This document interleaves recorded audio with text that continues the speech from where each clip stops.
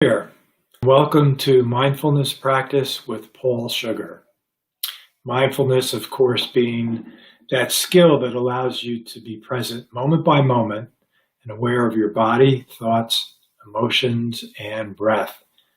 Helps to keep you out of that stress cycle from getting stuck in that stress cycle and moves you along into those flow states that we hear so much about. So let's start with our 15-second mindful smile, where we combine the awareness of the body, thoughts, the emotions, and the breath with smiling. So here we go.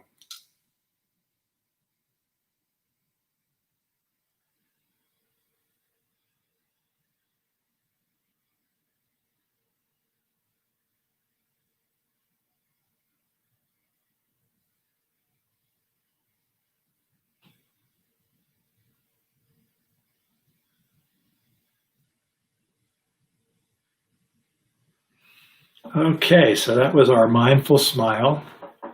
And next we'll practice the mindful breath for about 2 minutes, and then I'll introduce today's 8-minute practice. So let's start with bringing our attention to the breath.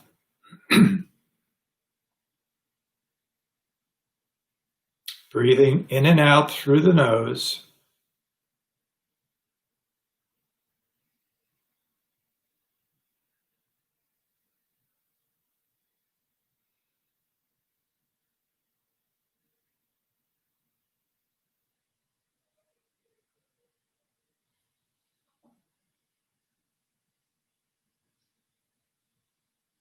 Noticing when the attention wanders, and then bringing the attention back to the breath.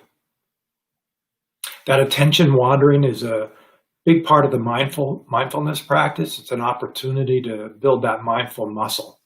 Every time we notice the attention wandering and bringing it back, that's a repetition that builds up that muscle.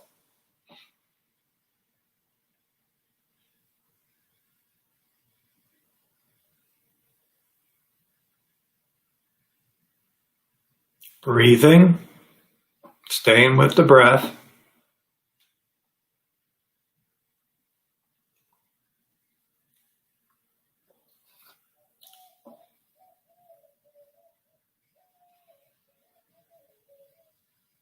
Fully experiencing the breath in this moment, not trying to change anything.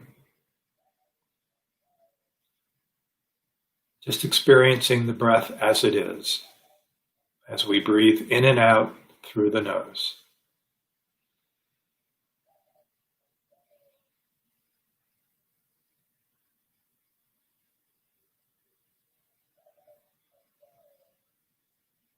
Breathing.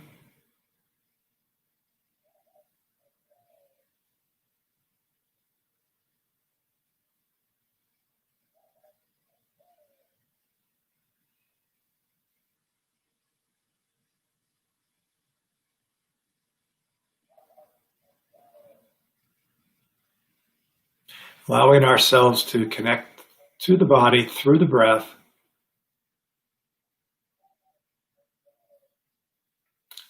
Lots of ways to connect to the body. The breath is one of the most effective ways to do that. The body, of course, being the doorway into that present moment.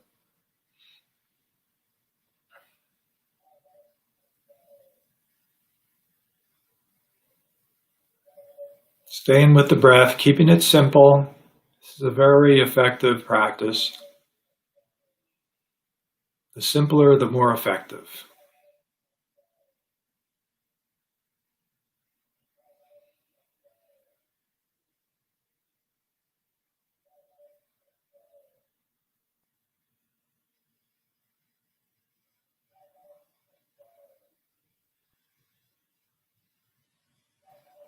Okay, and so for today's 8-minute practice, we're going to do some mindful communication.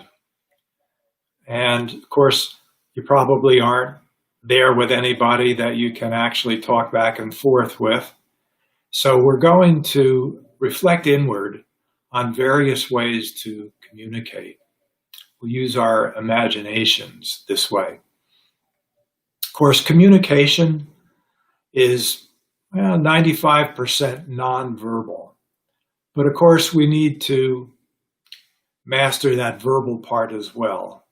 And so today we're going to kind of combine the verbal part with the body language part when we imagine our mindful communication. So there are three basic ways to communicate.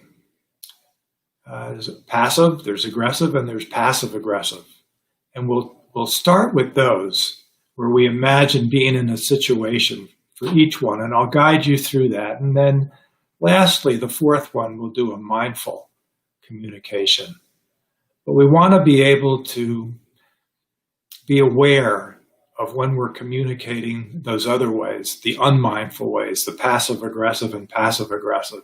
Because for the most part, when we're communicating that way, we're really not present, and therefore, by definition, it's an unconscious kind of communication. We're sort of like on automatic pilot.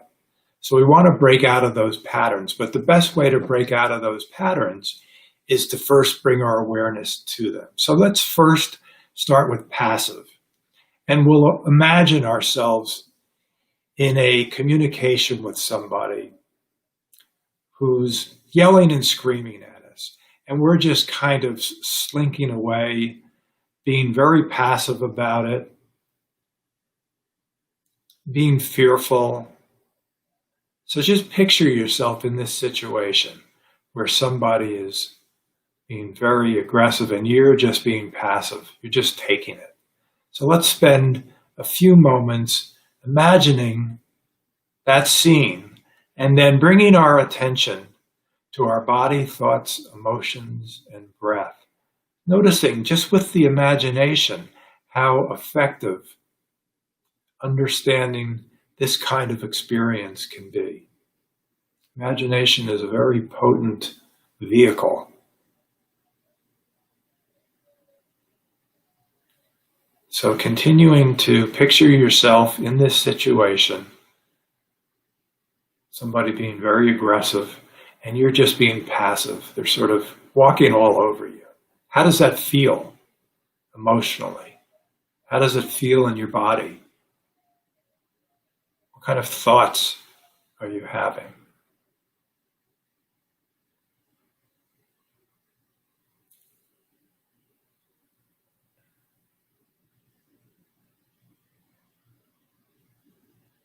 Staying with that passive.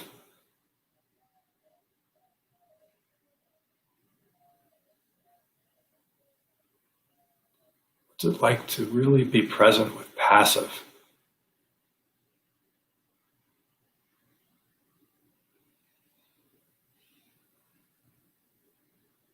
Okay, so that's passive. Now let's move on to aggressive.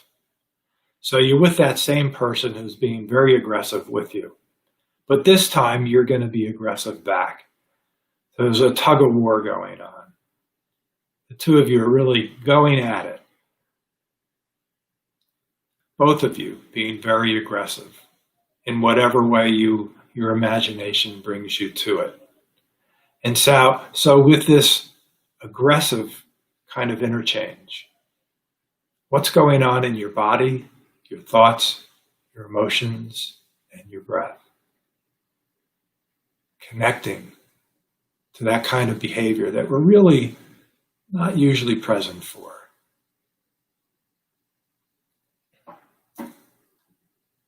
Just feeling that aggression.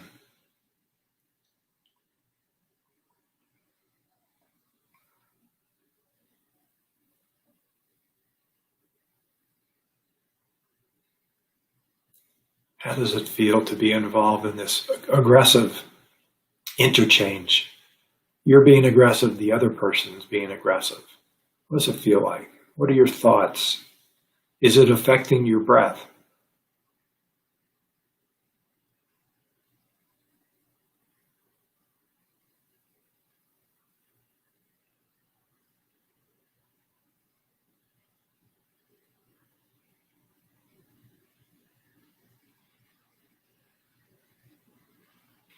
Just staying present with this feeling of being involved with aggression in your communication.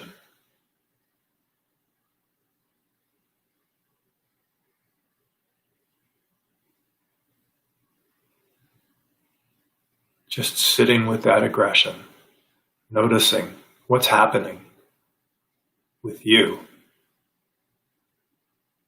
What's your internal experience like?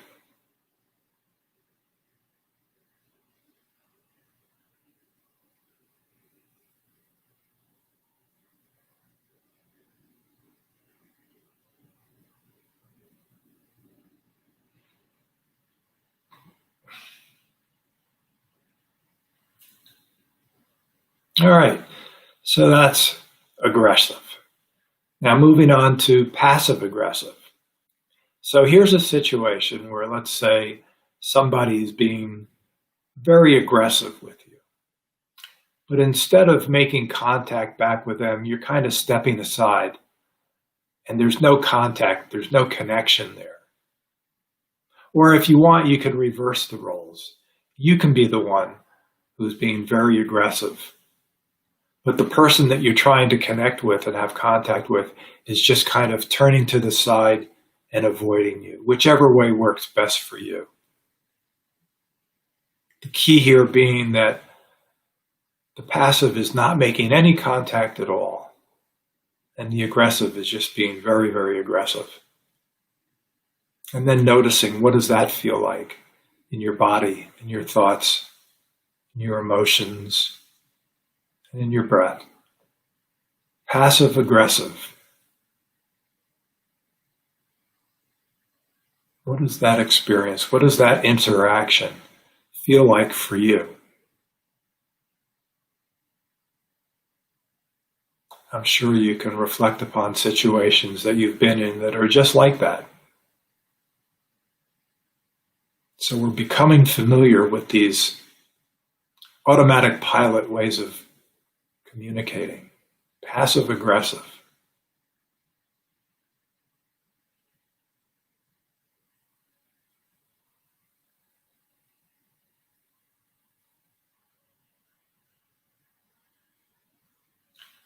Just using your imagination, reflecting inward on this experience as we build it up in our imaginations.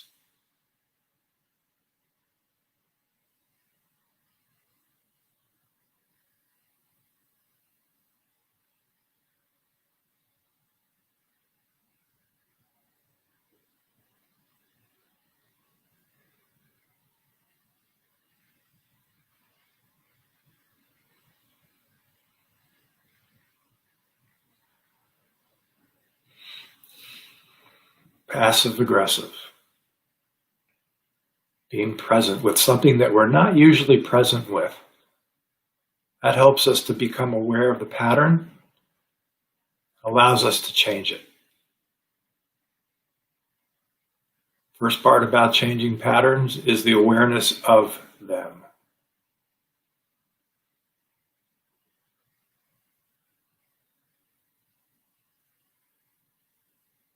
Okay, so next we're going to move into the fourth, which is assertive. Although we're not going to stay with assertive very long, because although assertive is better than the other three as far as being present and mindful, it's still not quite where we want to be.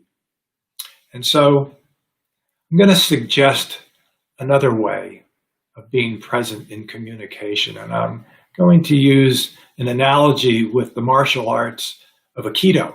Now, Aikido is the only martial arts out there whose goal it is for peace. So the other goal about Aikido is to make sure that you don't hurt your opponent and that your opponent doesn't hurt you. So it's a very, very unusual kind of martial arts in that way. It's something that's relatively modern that really came over from Japan. It's kind of like a blend of jujitsu and kung fu. But it's a great practice as Aikido, and it's a great metaphor for teaching us how to communicate. And so in Aikido, there's a move in the fighting where they call it blending.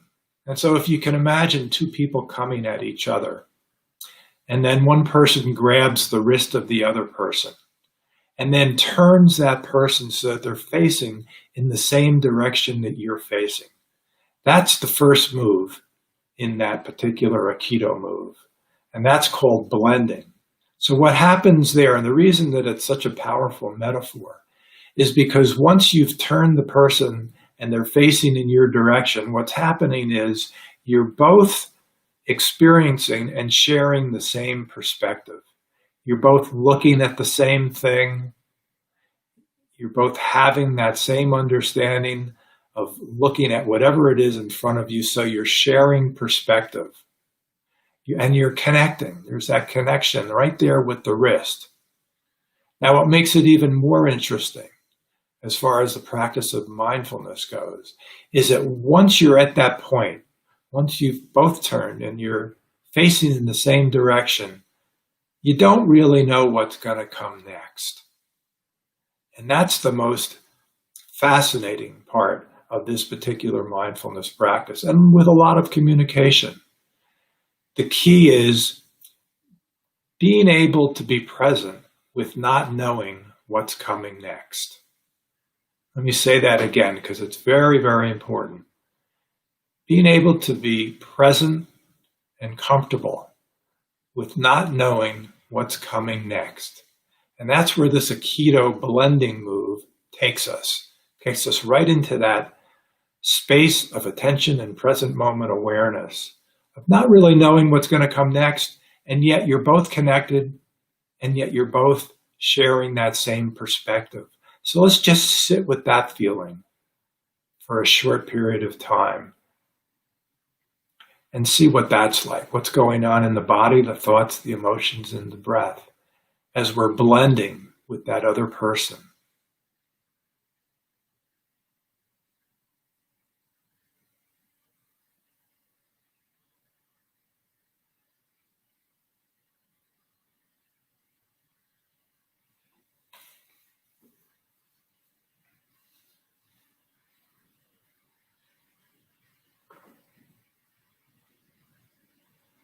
Staying with that blending move, knowing that the goal of Aikido is peace and not harming each other.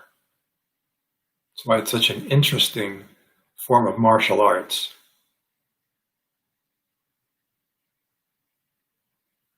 So what does blending feel like?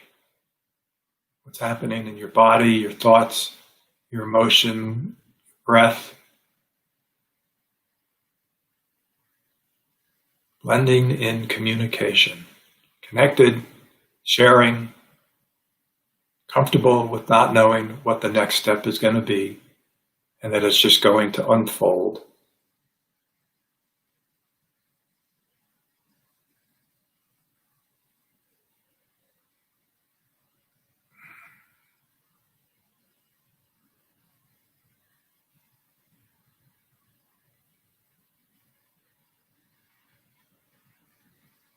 Staying with the blending, keeping the attention right here with the experience.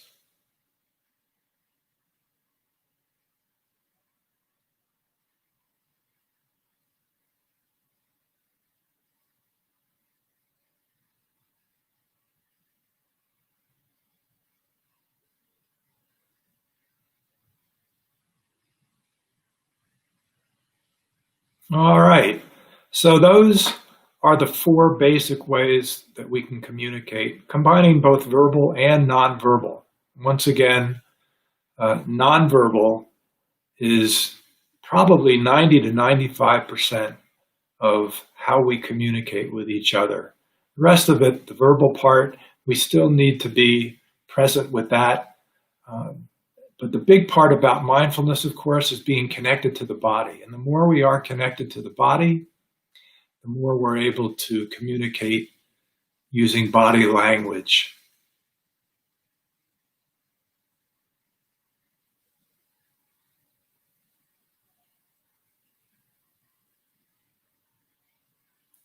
So we have the passive, the aggressive, and the passive-aggressive as being largely on automatic pilot, and unconscious, not really being present. These things usually throw us into a stress reaction.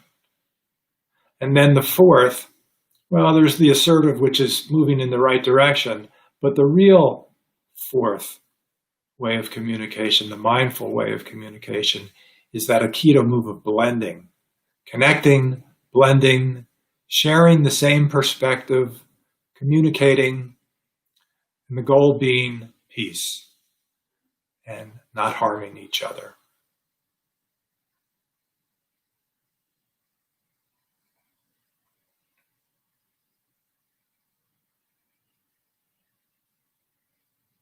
And so there we have it with communication. It's a great practice to be able to experience these four ways of communicating, become familiar with the patterns so that we can choose how we want to communicate. And of course, choosing the mindful communication of blending is the most skillful way to communicate.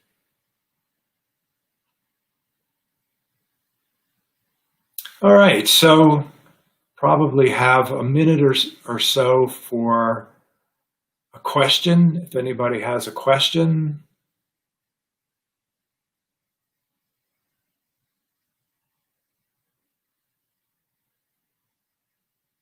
Okay, I see a question popping up on my screen.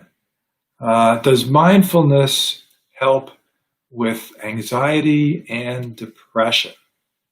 Okay. The short answer is yes, it does.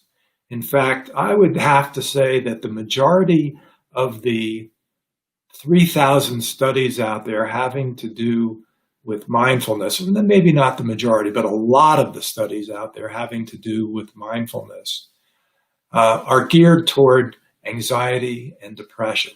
And so we know through years and years of research that mindfulness is very, very effective in reducing anxiety and depression. And I'll tell you what my experience is with that. What I've noticed, and what I've also noticed with some of the research, is that when we get stuck in the fight or flight mode, we essentially are keying into that main emotion of fear, because fight or flight has to do with our survival. And so we're hardwired to bring up this fear of dying because it's very, very instrumental and very constructive to help us to mobilize our resources so that we can survive. So once we get stuck in that fear, assuming that the incident, the event, doesn't pass quickly, because we know that our nervous systems have a tendency to get stuck in this fight or flight mode. So what happens is, once we're stuck in this stress mode and we're carrying this fear around with us for a while, well, after a while, the acuteness of the fear begins to generalize. So we don't have that specific fear anymore, but what we do have is what's called generalized anxiety. And that's really where anxiety comes from. It's the next iteration from fear. And so if we're stuck in fear long enough, like I said, eventually it's going to become non-specific. It's going to be general. And so what we call generalized fear is really anxiety. So it's that first iteration. Next step, if we stay in this state of anxiety long enough, what happens is it suppresses all the systems in our body, kind of tires us out. And then we start to feel, you guessed it, depressed.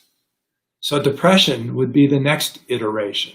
So it starts with fear, it goes to anxiety, and then once anxiety is there long enough, the next iteration moves us along to depression. And I would say most people out there at some point or another have been depressed or anxious and don't really have that knowledge that it's originally connected to that fear that's wired up in our nervous systems. And so that's the short and the long of it. As far as the answer, yes, mindfulness does help with anxiety and depression, and that's how it helps, because it takes us out of that fight or flight mode It gets rid of the fear. And in getting rid of the fear, it gets rid of all the iterations as well. Depression and anxiety being two of them. Of course, many, many others as well. So there you have it for our Q&A today. And I see we're out of time. So let's finish up with our mindful smile. So 15 seconds of that big smile and scanning the body, connecting to the body, the breath, the emotions, and the thoughts as we're smiling.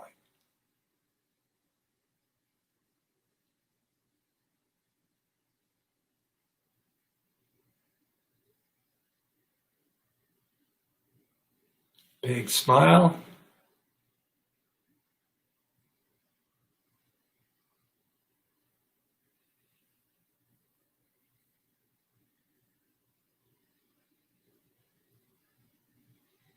Okay, excellent. It was great spending time with you and being with you today. I apologize for being an hour late. The software was just not working. The streaming software wasn't working today. So hopefully some of you will have had an opportunity to jump on board anyway. In any case, I will post, as usual, the streamings on my social media, so hopefully you'll be able to catch it there. So software permitting, and the streaming software permitting, I will see you Thursday at 4 o'clock Arizona time. You take care and have a mindful day.